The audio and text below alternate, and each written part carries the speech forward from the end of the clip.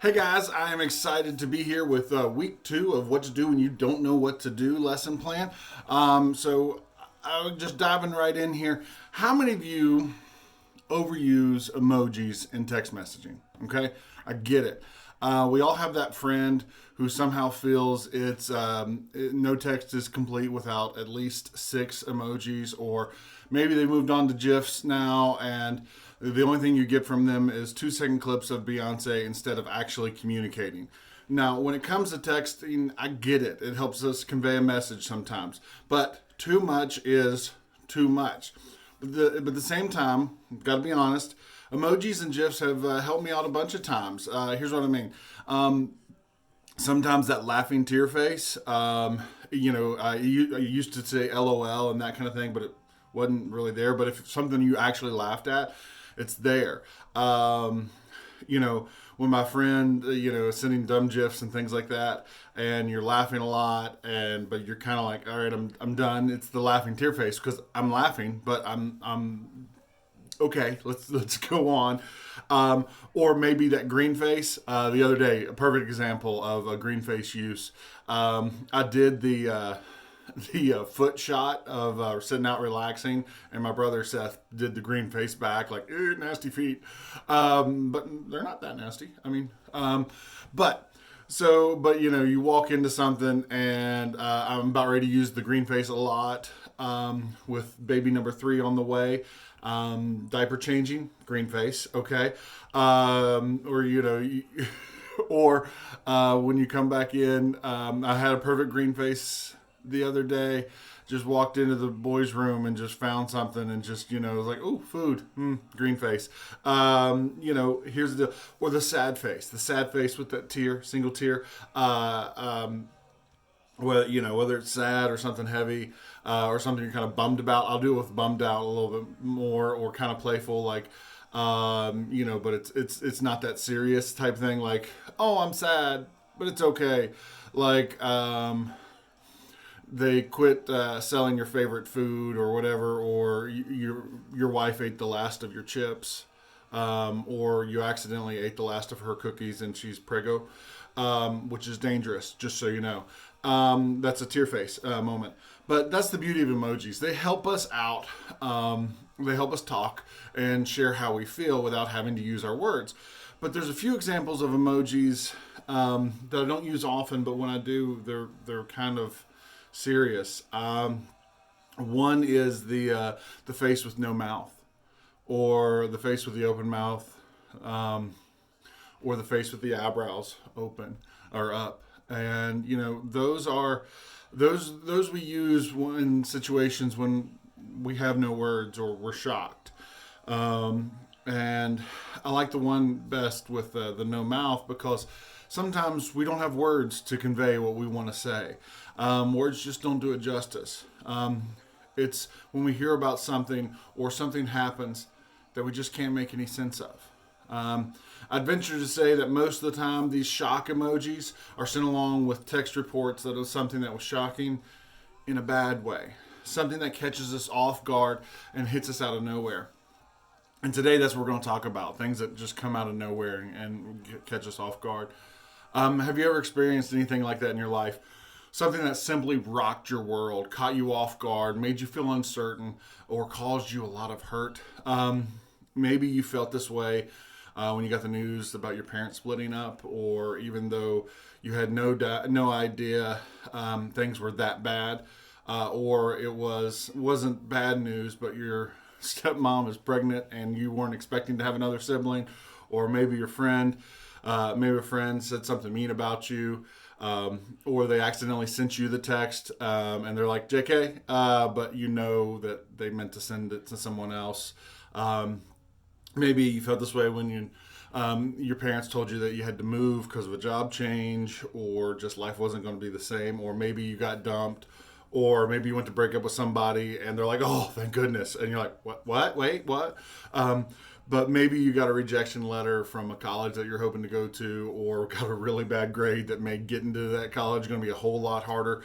Unfortunately, this list can go on and on and on of examples of times when we got rocked by some news or some circumstances. And if you haven't experienced a major one yet in your life, you're going to.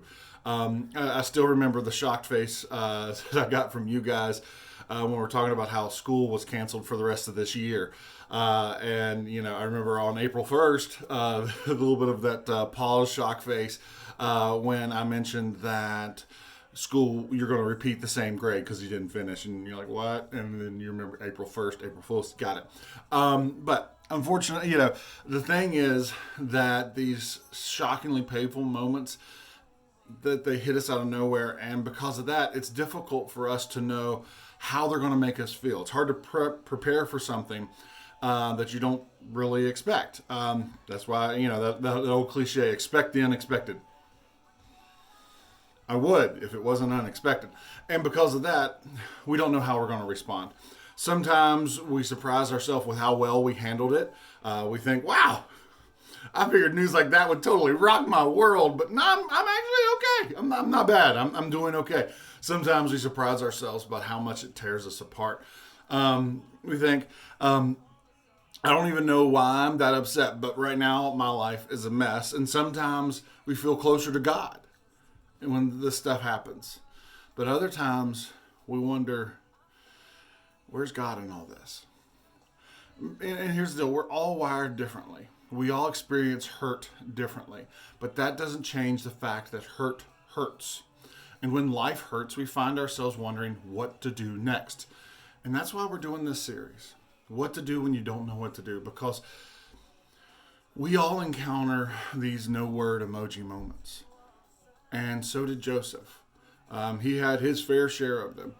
We began this series talking about him last week, and his story continues, and it just keeps going from there. Okay, his story is so shocked emoji. Joseph is one of the most famous people of the Old Testament. Joseph had some family drama, to say the least, and drama that he played a critical part in creating. Okay, he was his dad's favorite kid. Okay, your parents say they don't have favorites. They might, but a good parent doesn't let you know who the favorite is. But no, your parents love you, but sometimes they love your brother more. Anyway, but he was definitely his dad's favorite child. He was given special treatment by him, given a special coat. And on top of that, he had a dream that his brothers and even his parents would bow down to him out of respect and honor. And because Joseph seemed to have a hard time picking up on social cues, he shared that with his siblings and parents. How do you think that went over? Not good. His brothers were not okay with him being the favorite. His brothers were not okay with him sharing the dreams that they would rule over them one day. So how did they respond? Genesis 37:18 says, "But they saw him in a distance, and before he reached them, they plotted to kill him." That went from 0 to 100 in like 2.2. Okay. And it goes on. Here comes that dreamer. They said to each other, "Come on, let's kill him and throw him into one of these cisterns and say that a ferocious animal devoured him. Then we'll see what comes of his dreams." Well, let's put an end to those dreams. Despite his anger towards Joseph, one of his brothers actually had a conscience in this moment. And here's what he said. When Reuben heard this, he tried to rescue him from their hands. "Let's not take his life," he said. "Don't shed any blood, but throw him into the cistern, a well, here in the wilderness. Don't lay hands on him." Reuben said this so that he could rescue him and take him back to his father. Okay, so thank goodness Reuben Reuben had a little bit of a conscience at the moment, like, maybe we shouldn't kill him. It's just kind of a bad vibe to kill your brother. But he's like, I'll come back, like, I got you. Go along with it. No, but still not going along with it. the brothers listened to him, and when they approached Joseph, they ripped off his coat, his special coat, and threw him into the cistern. And it's one of those moments. If Joseph had a phone, definitely would have been a text message. Kind of that selfie at the bottom of the well with, when your brothers tear up your jacket and throw you in a well, shocked face emoji. Okay. But they're still not done with him. Okay. It goes on from there. All right. We're not done yet. They noticed a caravan of traders, of slave traders and whatever approaching. Judah, one of the other brothers, suggests that why don't we just sell him off instead of just letting him to die of starvation here in this hole, which by the way means we didn't kill him. He just starved to death. Really, kind of splitting hairs there, but sell him as a slave because that's better than murdering him, right? All right, we'll just sell him. That way we at least get some money out of him. We've put up with his nonsense for long enough. We should at least be able to buy a nice lunch on the way home. And that's exactly what they did. But what they did next is they took Joseph's coat and dipped it in some blood and took it to the father with a cover story, the same cover story that he was attacked by an animal. And here's what it says in Genesis 37:32. They took the ornate robe back to their father and said, "We found this. Examine it to see whether it is your son's robe." So that last line tells us something else. It's because it's a quote. We found this. Examine it to see whether it is your son's robe. They're telling him, hey, he's not our brother.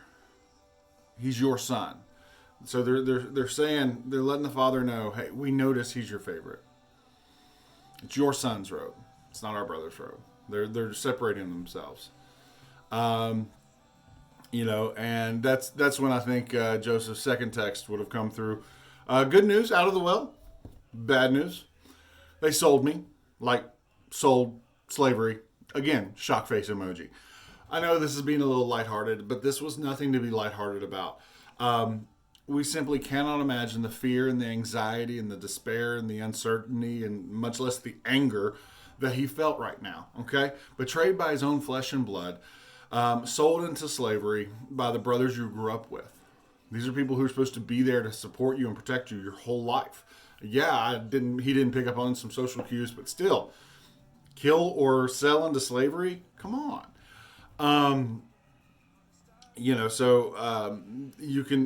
They're basically saying, the brothers are basically saying to him, we're better off without you. What would you do in that situation? What do you even do? How do you get yourself unsold? Okay. This is a clearly, what do you do when you don't know what to do moment? And our stories are different than Joseph's. Okay. We've had some difficult times, not quite the same. Our family may have betrayed us, but I don't think any of them tried to kill or sell us into slavery.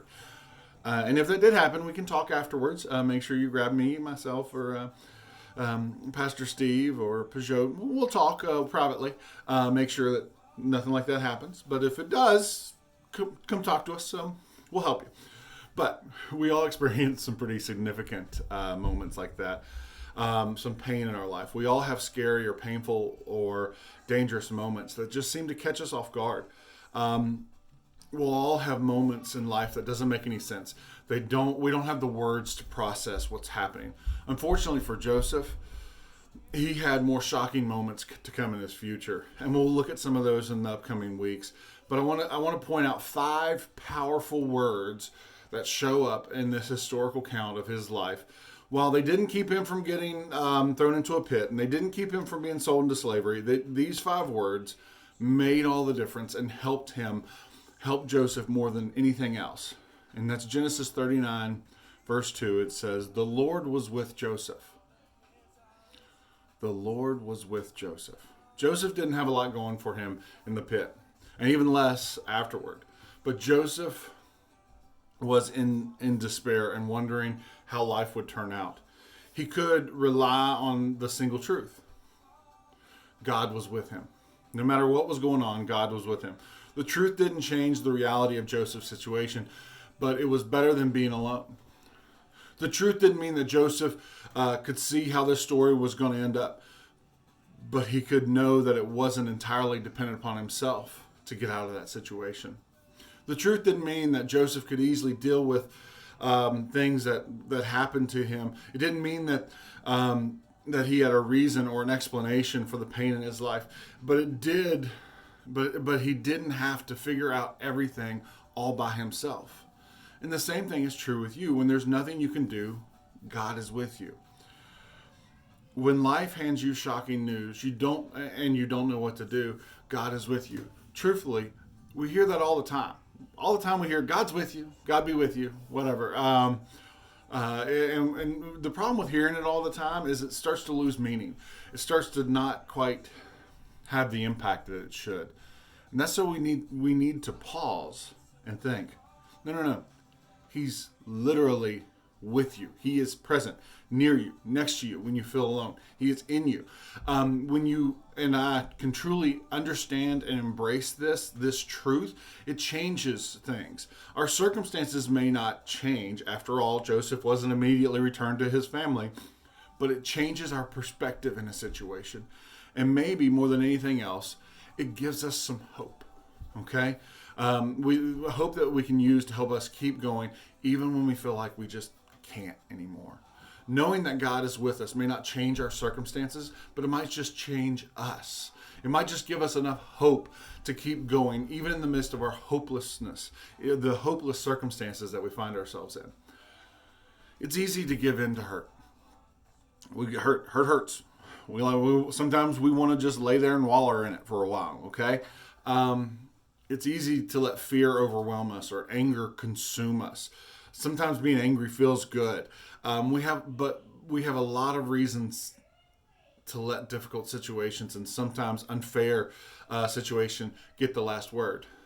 But when we know that God is with us, the uncertainties of life don't get the last word. God does. But what does that really look like? How do we really do that?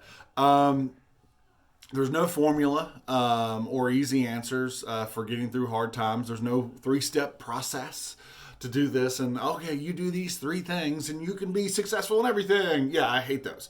No, that's not how this works. But there's some things that we can do in the meantime. First, we need to be real with ourselves, okay? Feel your feelings. It's okay to feel your feelings. Not everyone will experience incredible luck in life and have, everything, about one lottery ticket and won the jackpot. No, it doesn't happen. By the way, the lottery is not a good retirement plan. Don't think of it that way. It is a tax if you choose to participate. But we all go through tough times. We all go through pain. Everyone will go through a tough time and pain. All throughout the Bible, we have stories of people going through difficulties. There are many accounts of them being real and honest with God about their struggles. There's no cliches to make the hard times go away. All right, and our job isn't just to suck it up and act like everything's okay. If we believe that God is with us, and we should know that God is more than okay about our honest questions and doubts and fears. So talk to Him about it. Communicate with Him. Let Him know where you stand and let Him know what you're expecting. Let Him know that you just need Him, okay? Remind yourself and each other that God is with you. Here's a spoiler alert. Things did eventually work out for Joseph, okay? But here's the deal. We know the end of the story. We can read it all. He couldn't. He was just in that moment. He had that moment. He didn't know how it's going to end. He thought he did and had expectations and had these visions, but he didn't know because he's still in the moment, all right? So when Joseph was in it, there were no spoiler alerts for him. All he could do was face another day, one day at a time, and know that God was with him. In the moments of his life when they were toughest, that's when this reminder is the most important, that God is with you. And your story is not over yet. Our life, it will be full of moments when we don't know exactly what to do with our pain. And I want you to think about this as you head out from one stage to the next. I want you to know that's exactly why we do small groups. That's exactly why we do the things we do. We all want to insert the shock face emoji a lot of the times. Things happen. But in these moments, nobody wants to be alone. Okay? It's important for you to know that when you don't know what to do, God is with you. You're not alone. But when you don't know what to do, God's with you, and so are we. So is your small group. It'll give you hope when things feel hopeless. It won't make the difficult circumstances go away. I wish I could. I wish I had a way to make all your hard times just go away. But you will have something that you can count on. You know that you're not alone. God is with you, and so are we. I love you guys.